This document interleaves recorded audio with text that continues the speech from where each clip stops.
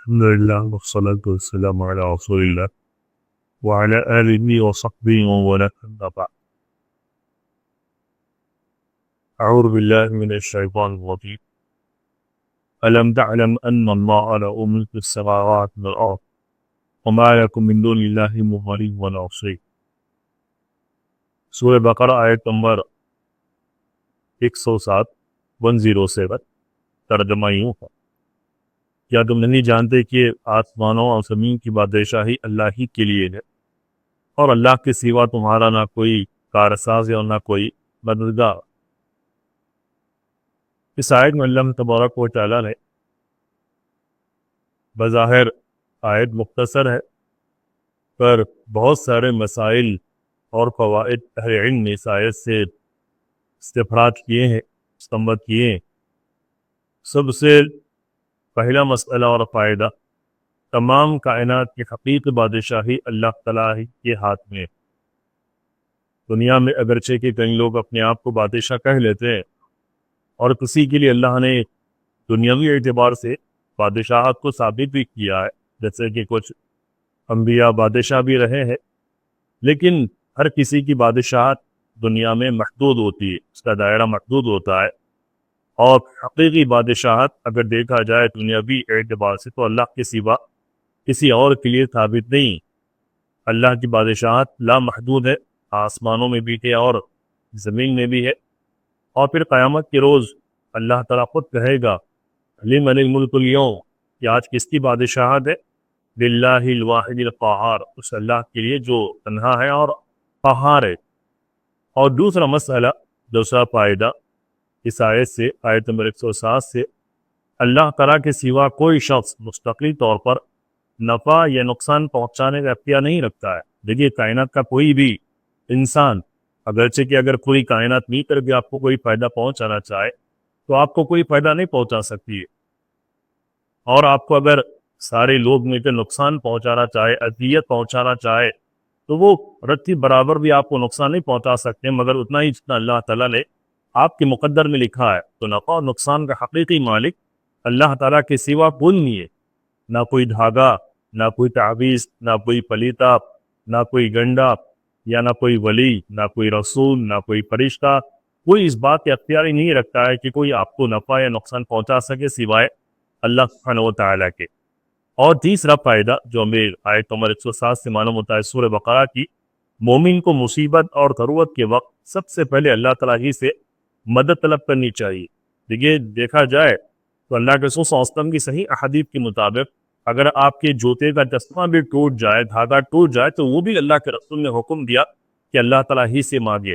اذا استعنت فاستعن باللہ، کہ جب مدد مانگنی ہو تو اللہ ہی سے مدد مانگا کرو۔ دیکھا جائے تو بندہ نواز اور ہر کسی کا نوازنے والا، غریب النواز، حاجت روا اور مشکل پوچھا، اور دیکھا جائے تو سب سے بڑا مدد کرنے والا، غوث اعظم، یہ خاصیت اللہ تعالیٰ کے سوا کسی اور کو زیب نہیں دیتی ہے۔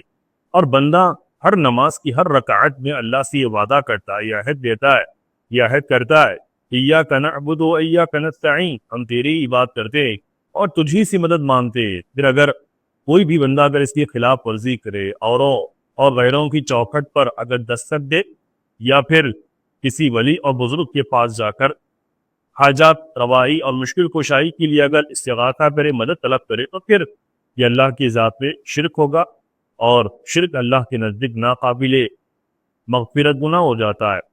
چوتھا فائدہ آیت نمبر 107 کی آیت سے معلوم ہوتا ہے سورہ بقرہ کی، کہ اللہ تعالیٰ کے احکام میں تصرف کرنا یا انہیں اپنی خواہش کے مطابق بدلنا درست نہیں، کیونکہ حکم اور اختیار حقیقی اللہ تعالیٰ ہی کے ہاتھ میں۔ اور پانچواں بڑا فائدہ، اللہ تعالیٰ کی قدرت کامل اور اس کی بادشاہی عام ہے، اس لیے اس کے لیے کسی حکم کو تبدیل کرنا اور منسوخ کرنا یا نیا حکم دینا محال نہیں ہے۔ سابقہ آیت میں، آیت نمبر 106 میں ہم نے آپ کے سامنے بیان کیا تھا کہ پرانی احکام یا پرانی آیتیں یہ سب اللہ تعالیٰ کے ہاتھ میں ہے۔ اگر کوئی نسخ یا کوئی سی حکم کو اگر منسوخ کرنا ہو، آیت کو منسوخ کرنا ہو، تو یہ اللہ تعالیٰ کے سوا کوئی اور بالکل بھی نہیں کر سکتا ہے۔ جب اللہ تعالیٰ کسی حکم یا آیت کو اگر منسوخ کر دیتا ہے تو ضرور بندوں کے لیے اس میں کوئی نہ کوئی حکمت اور مصلحت، انہا اور مخفی اور پوشیدہ ہوتی ہے۔ آیت نمبر 160 کا ایک اہم فائدہ، چھٹا فائدہ، اس آیت میں توحید ربوبیت اور اللہ تعالیٰ پر کامل اعتماد کی تعلیم دے کے کئی بار ہمیشہ ہم مجھ سے سنتے آئے کہ توحید کی 3 قسمیں جو قرآنی آیات اور احادیث کا نچوڑ ہے، انبیاء کی دعوت کا خلاصہ ہے، توحید ربوبیت، توحید الوہیت اور توحید اسماء و صفات۔ اور اللہ تعالیٰ نے اس آیت میں اپنی بادشاہت کو ثابت کر کے یہ ثابت کیا کہ اللہ تعالیٰ اپنی ربوبیت یعنی کہ اپنے تمام افعال اور کاموں میں تنہا، یکتا اور اکیلا ہے۔ نمبر 7، حقیقی ولایت اور نصرت اللہ تعالیٰ کے اختیار میں، مخلوق کی مدد بھی اللہ کے اذن اور مشیت کے تحت ہوتی ہے۔ اگر کائنات کا کوئی بھی بندہ آپ کے لیے بینیفیشیل ثابت ہوتا ہے، مددگار ثابت ہوتا ہے، تو وہ بھی اللہ کی قدرت کا مشیت کا ایک حصہ ہے۔ جب تک اللہ کا حکم نہیں ہوگا کوئی آپ کی مدد بھی نہیں کر پائے گا۔ تو دیکھا جائے تو اسباب بھی اللہ کے ہاتھ میں، اور اسباب میں تاثیر دینا بھی یہ بھی اللہ تعالیٰ ہی کے ہاتھ میں۔ اسی لیے آپ کو جب بھی مدد مانگنی ہو یا پھر نصرت طلب کرنی ہو تو اللہ کے سوا کسی اور سے نہیں کرنا چاہیے۔ اسی لیے اللہ کے رسول صلی اللہ علیہ وسلم اپنے صبح و شام کے اذکار میں خاص طور سے اللہ سے کہا کرتے تھے، دعا کیا کرتے تھے، حسبی اللہ لا الہ الا ہو علیہ توکلت وہو رب العرش العظیم۔ حسبی اللہ، اللہ میرے لیے کافی ہے اور اسی پر میں نے اعتماد اور بھروسہ کیا، وہی عرش عظیم کا پروردگار ہے۔ اللہ کے رسول کو جب کبھی کوئی تکلیف پہنچتی، اللہ کے رسول کو جب کبھی کوئی غم یا دکھ ستاتا تو اللہ کے رسول کہا کرتے تھے، اللہ اللہ ربی لا اشریک بہ شیئا، اللہ تعالیٰ ہی میرا حقیقی پروردگار ہے اور میں کسی اور کو شریک نہیں کروں گا۔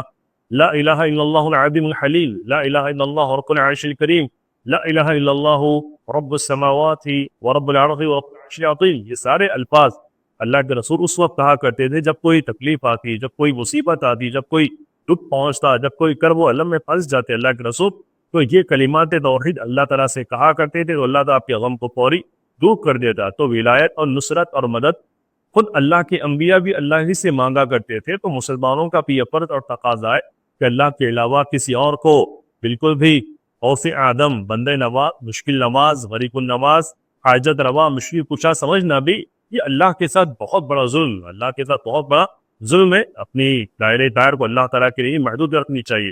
اور 8واں آخری فائدہ آیت نمبر 107 سے جو ہمیں معلوم ہوتا ہے سورہ بقرہ کی، بندے کو اسباب اختیار کرتے ہوئے بھی اعتماد اللہ ہی کی ذات پر کرنا چاہیے۔ دیکھیے اسباب اختیار کرنا محض ایک ذریعہ ہے کسی بھی کام کو انجام دینے کے لیے، لیکن اسباب میں تاثیر دینے والا بھی خود اللہ سبحانہ و تعالیٰ ہے۔ جب تک اللہ تعالیٰ ان اسباب میں تاثیر نہ دے تو بندہ بھی کچھ بھی نہیں کر سکتا ہے۔ تو یہ کچھ اہم فوائد، دعا کرتے ہیں کہ اللہ تبارک تعالیٰ ہمیں قرآن سمجھ کر پڑھنے اور اس کے احکام پر عمل کرنے کی توفیق نصیب فرمائے۔ اللہ ہم تمام کو توحید اور سنتوں پر زندہ رکھے، اور اللہ ہم سب کا خاتمہ توحید اور سنت ہی پر فرمائے، آمین۔ سبحانک اللہم بحمدک، اشہد ان لا الہ الا انت، استغفرک و اتوب الیک، وصلی اللہ علی النبی وسلم، والسلام علیکم ورحمۃ اللہ وبرکاتہ۔